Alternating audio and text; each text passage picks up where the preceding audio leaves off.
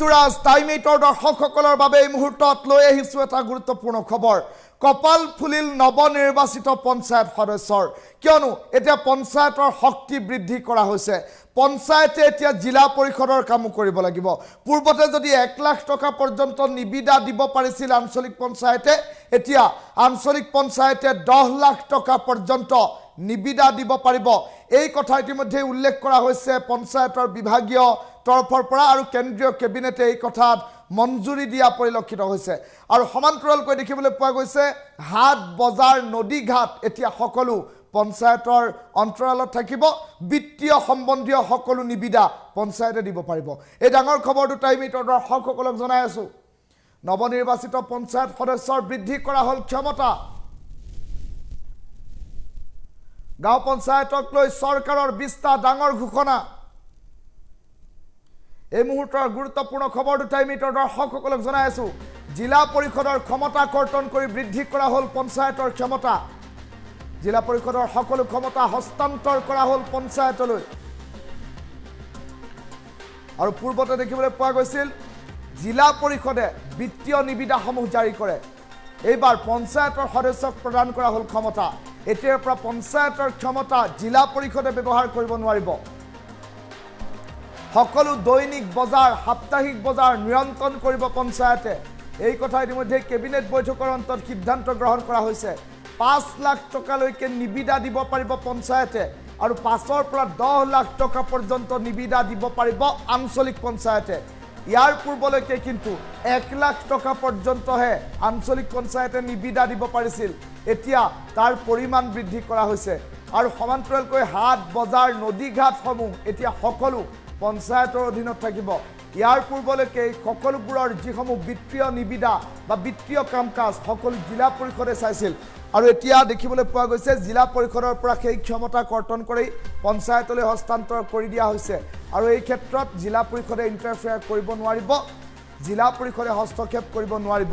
এটা ডাঙৰ খবৰ টাইমেটৰ দৰ্শকসকলক জনাই আছোঁ। 10 লাখ টকা পৰ্যন্ত দিব পাৰিব নিবিদা। জিলা পৰিষদৰ কামো কৰিব লাগিব পঞ্চায়তে। কপাল ফুলিল পঞ্চায়ত সদস্যৰ। পঞ্চায়ত নিৰ্বাচন ইতিমধ্যে শেষ হৈছে, আৰু পঞ্চায়ত নিৰ্বাচন শেষ হোৱাৰ পাছতেই দেখিবলৈ পোৱা গৈছে এতিয়া পঞ্চায়ত নিৰ্বাচনৰ ফলাফল অহাৰ পাছতেই পঞ্চায়তৰ ক্ষমতা বৃদ্ধি কৰা হৈছে। আৰু এইবাৰ দেখিবলৈ পোৱা গ'ল পঞ্চায়ত নিৰ্বাচনৰ যি ৱাৰ্ড সদস্যৰ পদ, ৱাৰ্ড সদস্যৰ পদৰ বাবে কেতবোৰ নতুন নিয়মাৱলী লৈ অহা হৈছিল, কিয়নো এইবাৰ সভাপতিৰ বাবে নিৰ্বাচন অনুষ্ঠিত হোৱা নাই। প্ৰতিখন ৱাৰ্ডৰ প্ৰতিজন ৱাৰ্ড মেম্বাৰৰ বাবেহে নিৰ্বাচন অনুষ্ঠিত হৈছে। তেনে পৰিপ্ৰেক্ষিতত সেই ৱাৰ্ড সদস্যসকলৰ শক্তি বৃদ্ধি কৰা হৈছে। সকলো দৈনিক বজাৰ সাপ্তাহিক বজাৰ এতিয়া পঞ্চায়তে নিয়ন্ত্ৰণ কৰিব। 5 লাখ টকালৈকে নিবিদা দিব পাৰিব পঞ্চায়তে। আঞ্চলিক পঞ্চায়তে 10 লাখ টকা পৰ্যন্ত নিবিদা দিব পাৰিব। পূৰ্বতে কিন্তু 1 লাখ টকাহে দিব পাৰিছিল, আৰু সকলো দায়িত্ব আছিল জিলা পৰিষদৰ হাতত। এতিয়া জিলা পৰিষদৰ হাতত সেইসমূহ দায়িত্ব নাই। সেইসমূহ দায়িত্ব জিলা পৰিষদৰ পৰা কৰ্তন কৰি পঞ্চায়তলৈ হস্তান্তৰ কৰাৰ খবৰ এই মুহূৰ্তত আহি পৰিছে।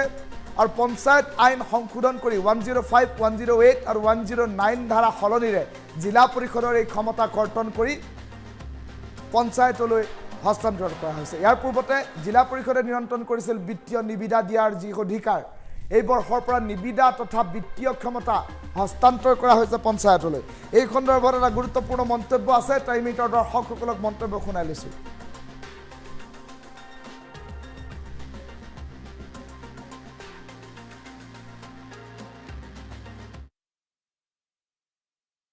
প্ৰস্তুত কৰিছিলে ইয়াৰ পঞ্চায়তৰ সভাপতি বা উপসভাপতি বা আঞ্চলিক পঞ্চায়তৰ সভাপতি উপসভাপতি বা জিলা পৰিষদৰ, আৰু সেইটো মাননীয় মুখ্যমন্ত্ৰী ডক্টৰ হিমন্ত বিশ্ব শৰ্মা ডাঙৰীয়াৰ অনুমোদন সাপেক্ষে আজি তেখেতে অনুমোদন জনাইছে। আৰু আমাৰ গাঁও পঞ্চায়তৰ সভাপতি আৰু উপসভাপতিৰ কাৰণে আমি 21 জুনৰ পৰা 10 জুলাইৰ ভিতৰত আমাৰ জিলা আয়ুক্তসকলে নটিফিকেশ্যন জাৰি কৰিব, আৰু জিলা আয়ুক্তসকলে তেওঁলোকে একোজনকৈ অথৰাইজড অফিচাৰ নিয়োগ কৰিব, আৰু সেই অফিচাৰক দায়িত্বসমূহ ভগাই দিব কোনে কোনখন পঞ্চায়তত নিৰ্বাচনত অংশগ্ৰহণ কৰিব বা বাছনিত অংশগ্ৰহণ কৰিব। আৰু সেইটোৰ আধাৰতে নিৰ্ধাৰিত টাইমত অৰ্থাৎ 21 জুনৰ আগতে জিলা আয়ুক্তসকলে তেওঁলোকে নটিফিকেশ্যন জাৰি কৰাৰ পিছত 21 জুনৰ পৰা 10 জুলাইৰ ভিতৰত গাঁও পঞ্চায়তৰ সভাপতি আৰু উপসভাপতিৰ কাৰণে নিৰ্বাচন অনুষ্ঠিত হ'ব আৰু সেইদিনাখন তেওঁলোকৰ শপত গ্ৰহণ হ'ব। তাৰপিছত নিৰ্বাচন অনুষ্ঠিত হ'বগৈ। AP প্ৰেচিডেণ্ট বা AP ভাইচ প্ৰেচিডেণ্টৰ কাৰণে 11 জুলাইৰ পৰা 20 জুলাইৰ ভিতৰত তেওঁলোকক শপত গ্ৰহণ কৰাৰ লগতে তেওঁলোকক নিৰ্বাচিত কৰি তেওঁলোকক দায়িত্ব অৰ্পণ কৰিব।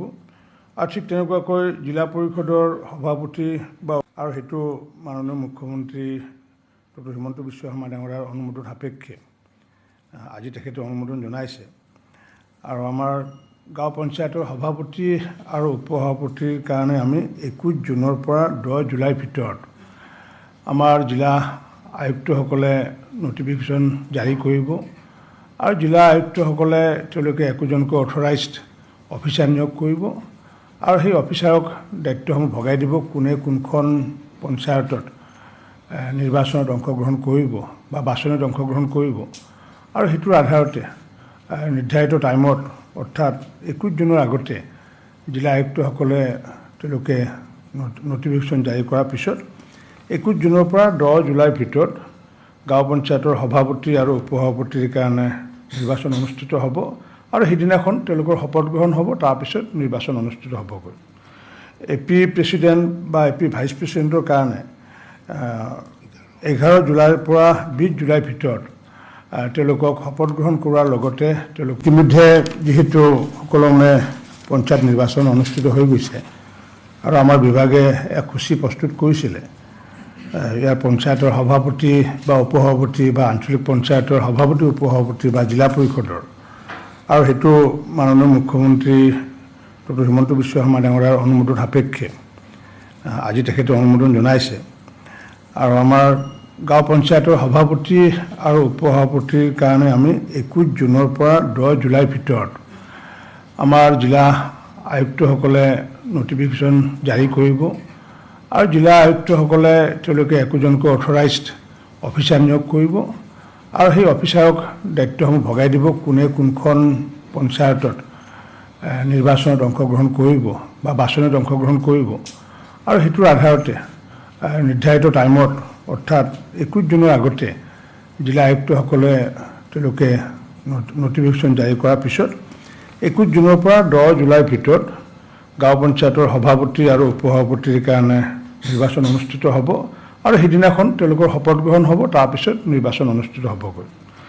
AP প্ৰেচিডেণ্ট বা AP ভাইচ প্ৰেচিডেণ্টৰ কাৰণে 11 জুলাইৰ পৰা 20 জুলাইৰ ভিতৰত তেওঁলোকক শপত গ্ৰহণ কৰাৰ লগতে তেওঁলোকক নিৰ্বাচিত কৰি তেওঁলোকক দায়িত্ব অৰ্পণ কৰিব আৰু ঠিক তেনেকুৱাকৈ জিলা পৰিষদৰ সভাপতি বা উপসভাপতিৰ কাৰণে 21 জুলাইৰ পৰা 30 জুলাইৰ ভিতৰত তেওঁলোকক শপত গ্ৰহণ কৰাৰ লগতে তেওঁলোকক সভাপতি আৰু উপসভাপতি নিৰ্বাচন আমি আশা ৰাখিছোঁ 2-3 দিনৰ ভিতৰতে যাতে ঘোষণা কৰে নিৰ্বাচন আয়োগে আমি আশা ৰাখিছোঁ আৰু আহ্বান জনাইছোঁ নিৰ্বাচন আয়োগক। আৰু যিহেতু এইবাৰ আমি পঞ্চায়তত কেইবাটাও আমি আইন প্ৰণয়ন কৰিছোঁ বিশেষকৈ আগতে পঞ্চায়তসমূহক আচলতে অৱজ্ঞা কৰা হৈছিলে যদিও পঞ্চায়তৰ ৰাজ ব্যৱস্থা বুলি কৈছিলে কিন্তু আমি দেখিছোঁ একেবাৰে তাহানিৰ পৰা কংগ্ৰেছে যদিও কয় পঞ্চায়তৰ ব্যৱস্থাক গান্ধীজীৰ ব্যৱস্থা যদিও কয় মুখেৰে কিন্তু কামে কাজে একো কৰিব পৰা নাছিলে কাৰণ কিয় পঞ্চায়তে সাধাৰণতে 20,000 টকা নিবিদা দিয়াৰ ক্ষমতা নাছিলে। আনকি পঞ্চায়তৰ অন্তৰ্গত যিমান হাট বজাৰ সেই হাট বজাৰসমূহ 1 লাখ টকালৈ হ'লে নিবিদা দিয়াৰ অধিকাৰ আছিলে আঞ্চলিক পঞ্চায়তৰ আৰু 1 লাখতকৈ যদি এটকা বেছি হয় জিলা পৰিষদৰে সেই অধিকাৰটো আছিলে আৰু এইটো লৈ পেলাই এটা জিলা পৰিষদত এটা বিশেষ ধৰণৰ খেলা এটা চলিছিলে আৰু সেই খেলাটো এইবাৰ বন্ধ কৰিছোঁ আৰু যাৰ কাৰণে আইন প্ৰণয়ন কৰিছোঁ যে আমি সৰ্বাধিক 5 লাখ টকালৈ পঞ্চায়তৰ অন্তৰ্গত থকা যিমানবোৰ হাট বজাৰ আছে হাট বজাৰবোৰ তেওঁলোকে টেণ্ডাৰ কৰি পেলাই বা তেওঁলোকে নিবিদা দিব পাৰিব পঞ্চায়তে নিজে পাৰিব 5 লাখৰ পৰা 10 লাখলৈ যিবোৰ আছে সেইবোৰ নিবিদা দিব পাৰিব আঞ্চলিক পঞ্চায়ত আৰু কোনোবা বজাৰ যদি 10 লাখৰ ওপৰত যদি থাকে সেইবোৰহে জিলা পৰিষদে তেওঁলোকে বেছিক আবণ্টন দিব পাৰিব। এইটোৰ জৰিয়তে আমি জিলা পৰিষদৰ কিছু ক্ষমতা আমি কৰ্তন কৰি বিকেন্দ্ৰীকৰণ কৰি পঞ্চায়তসমূহক আমি অধিক ক্ষমতা অৰ্পণ কৰিব বিচাৰিছোঁ দ্বিতীয়তে এইবাৰ পঞ্চায়তৰ ক্ষেত্ৰত আমি ৰাজনীতি মুক্ত পঞ্চায়ত আমি গঠন কৰিবলৈ গৈ আছো, যাৰ কাৰণে আমাৰ কোনো ধৰণৰ দলীয় প্ৰতীক নাথাকে। আৰু এইটো এইকাৰণে আমি কৰিছো যে বহু সময়ত আমি দেখিছো যে পঞ্চায়তসমূহ নিয়ন্ত্ৰণ কৰে ৰাজনৈতিক দলে নিয়ন্ত্ৰণ কৰে। কাৰণ কিয় ধৰক ৰাজনৈতিকভাৱে য'ত মানে সংখ্যা বেছি থাকে তেওঁলোকে দখল কৰে, আৰু দখল কৰাৰ ফলস্বৰূপে বহু ঠাইত দেখিও এই ৰাজনৈতিক দলসমূহে তেওঁলোকে নিয়ন্ত্ৰণ কৰে গঞা ৰাইজৰ পৰিৱৰ্তে। যাৰ কাৰণে এইবাৰ আমি ৰাজনীতি মুক্ত পঞ্চায়ত গঠন কৰিবলৈ আমি গৈ আছো। কাৰণ বহু ঠাইত দেখা পাওঁ যে কোনোবা হয়তো ৰিটায়াৰ্ড হয়, ফৌজিয়ে হওক বা কোনোবা শিক্ষকে হওক বা কোনোবা ভাল মানুহ হওক, তেওঁলোকক গঞা ৰাইজে নিৰ্বাচনত অংশগ্ৰহণ কৰিবলৈ কয়, কিন্তু ৰাজনৈতিকভাৱেতো চিনাকি নথকাৰ কাৰণে টিকটৰ পৰা বঞ্চিত হয়। গতিকে সেইকাৰণে সেই তেনেকুৱা ব্যক্তিয়ে যদি নিৰ্বাচনত অংশগ্ৰহণ কৰি ভাল পঞ্চায়ত যাতে গঠন কৰিব পাৰে, তাৰ কাৰণে আমি নিৰ্বাচনৰ সময়ত পঞ্চায়তৰ ক্ষেত্ৰত বিশেষকৈ আমি কোনো ধৰণৰ ৰাজনৈতিক দলৰ প্ৰাৰ্থী নাথাকিব। আৰু আমিও আমাৰ যদি চিনাকি মানুহ কোনোবা থাকে, আমিও পঞ্চায়তত আমি ভাৰতীয় জনতা পাৰ্টীৰ কোনো নেতাই তোৰ হৈ পেলাই কেম্পেইন কৰিব নোৱাৰিব পঞ্চায়তৰ ক্ষেত্ৰত। গতিকে নিৰ্দলীয়সকলে পঞ্চায়তক আমি শুভেচ্ছা জনাইছোঁ। সুন্দৰকৈ তেওঁলোকক নতুন ক্ষমতা অৰ্পণ কৰা হৈছে যিহেতু, গতিকে নতুন ক্ষমতাৰ আধাৰত তেওঁলোকে যাতে কাম কাজ নিৰ্বাচন আমি আশা ৰাখিছোঁ 2-3 দিনৰ ভিতৰতে যাতে ঘোষণা কৰে নিৰ্বাচন আয়োগে, আমি আশা ৰাখিছোঁ আৰু আহ্বান জনাইছোঁ নিৰ্বাচন আয়োগক। আৰু যিহেতু এইবাৰ আমি পঞ্চায়তত কেইবাটাও আমি আইন প্ৰণয়ন কৰিছোঁ, বিশেষকৈ আগতে পঞ্চায়তসমূহক আচলতে অৱজ্ঞা কৰা হৈছিলে, যদিও পঞ্চায়তৰ ৰাজ ব্যৱস্থা বুলি কৈছিলে, কিন্তু আমি দেখিছোঁ একেবাৰে তাহানিৰ পৰাই কংগ্ৰেছে যদিও কয় পঞ্চায়তৰ ব্যৱস্থাক গান্ধীজীৰ ব্যৱস্থা যদিও কয় মুখেৰে, কিন্তু কামে কাজে একো কৰিব পৰা নাছিলে। কাৰণ কিয় পঞ্চায়তে সাধাৰণ তেওঁলোকে 20,000 টকা নিবিদা দিয়াৰ ক্ষমতা নাছিলে। আনকি পঞ্চায়তৰ অন্তৰ্গত যিমান হাট বজাৰ, সেই হাট বজাৰসমূহ 1 লাখ টকালৈ হ'লে নিবিদা দিয়াৰ অধিকাৰ আছিলে আঞ্চলিক পঞ্চায়তৰ, আৰু 1 লাখতকৈ যদি এটকাও বেছি হয় জিলা পৰিষদৰে সেই অধিকাৰটো আছিলে। আৰু এইটো লৈ পেলাই এটা জিলা পৰিষদত এটা বিশেষ ধৰণৰ খেলা এটা চলিছিলে, আৰু সেই খেলাটো এইবাৰ বন্ধ কৰিছোঁ। আৰু যাৰ কাৰণে আইন প্ৰণয়ন কৰিছোঁ যে আমি সৰ্বাধিক 5 লাখ টকালৈ পঞ্চায়তৰ অন্তৰ্গত থকা যিমানবোৰ হাট বজাৰ আছে, হাট বজাৰবোৰ তেওঁলোকে টেণ্ডাৰ কৰি পেলাই বা তেওঁলোকে নিবিদা দিব পাৰিব, পঞ্চায়তে নিজে পাৰিব। 5 লাখৰ পৰা 10 লাখলৈ যিবোৰ আছে সেইবোৰ নিবিদা দিব পাৰিব আঞ্চলিক পঞ্চায়ত। আৰু কোনোবা বজাৰ যদি 10 লাখৰ ওপৰত যদি থাকে সেইবোৰহে জিলা পৰিষদে তেওঁলোকে বেছিক মানে আবণ্টন দিব পাৰিব। এইটোৰ জৰিয়তে আমি জিলা পৰিষদৰ কিছু ক্ষমতা আমি কৰ্তন কৰি বিকেন্দ্ৰীকৰণ কৰি পঞ্চায়তসমূহক আমি অধিক ক্ষমতা অৰ্পণ কৰিব বিচাৰিছোঁ। দ্বিতীয়তে এইবাৰ পঞ্চায়তৰ ক্ষেত্ৰত আমি ৰাজনীতি মুক্ত পঞ্চায়ত আমি গঠন কৰিবলৈ গৈ আছোঁ, যাৰ কাৰণে আমাৰ কোনো ধৰণৰ দলীয় প্ৰতীক নাথাকে। আৰু এইটো এইকাৰণে আমি কৰিছোঁ যে বহু সময়ত আমি দেখিছোঁ যে পঞ্চায়তসমূহ নিয়ন্ত্ৰণ কৰে ৰাজনৈতিক দলে নিয়ন্ত্ৰণ কৰে। কাৰণ কিয় ধৰক ৰাজনৈতিকভাৱে য'ত মানে সংখ্যা বেছি থাকে তেওঁলোকে দখল কৰে, আৰু দখল কৰাৰ ফলস্বৰূপে বহু ঠাইত দেখিও এই ৰাজনৈতিক দলসমূহে তেওঁলোকে নিয়ন্ত্ৰণ কৰে গঞা ৰাইজৰ পৰিৱৰ্তে। যাৰ কাৰণে এইবাৰ আমি ৰাজনীতি মুক্ত পঞ্চায়ত গঠন কৰিবলৈ আমি গৈ আছোঁ। কাৰণ বহু ঠাইত দেখা পাওঁ যে কোনোবা হয়তো ৰিটায়াৰ্ড হয়, ফৌজিয়ে হওক বা কোনোবা শিক্ষকে হওক বা কোনোবা ভাল মানুহ হওক, তেওঁলোকক গঞা ৰাইজে নিৰ্বাচনত অংশগ্ৰহণ কৰিবলৈ কয়, কিন্তু ৰাজনৈতিকভাৱেতো চিনাকি নথকাৰ কাৰণে টিকটৰ পৰা বঞ্চিত হয়। গতিকে সেইকাৰণে সেই তেনেকুৱা ব্যক্তিয়ে যদি নিৰ্বাচনত অংশগ্ৰহণ কৰি ভাল পঞ্চায়ত যাতে গঠন কৰিব পাৰে, তাৰ কাৰণে আমি নিৰ্বাচনৰ সময়ত পঞ্চায়তৰ ক্ষেত্ৰত বিশেষকৈ আমি কোনো ধৰণৰ ৰাজনৈতিক দলৰ প্ৰাৰ্থী নাথাকিব। আৰু আমিও আমাৰ যদি চিনাকি মানুহ কোনোবা থাকে, আমিও পঞ্চায়তত আমি ভাৰতীয় জনতা পাৰ্টীৰ কোনো নেতাই তোৰ হৈ পেলাই কেম্পেইন কৰিব নোৱাৰিব পঞ্চায়তৰ ক্ষেত্ৰত।